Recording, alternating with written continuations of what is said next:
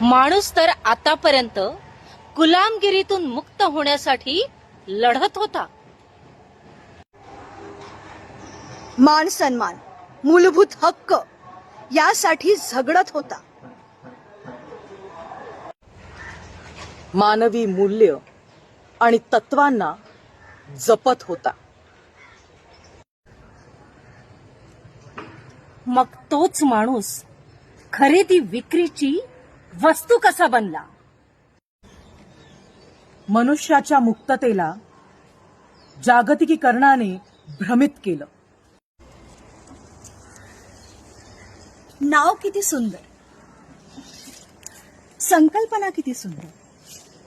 पृथ्वी म्हणजे संपूर्ण जग एक व्हावं, सर्व सर्व समान व्हावेत. पण त्याच्या मागचा हेतू दूषित होता.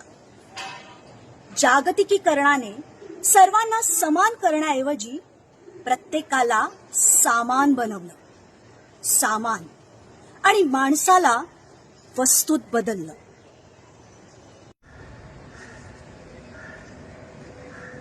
उदारीकरण आणि खाजगीकरणाच्या पहिल्या 30 ते 35 वर्षातच इतिहास बदलला. नागरिक ग्राहक झाले.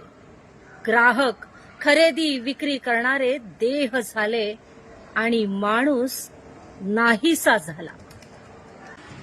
आज आपल्या समोर जो आहे तो मनुष्य रूपात विक्रीसाठी ठेवलेली एक वस्तू आहे.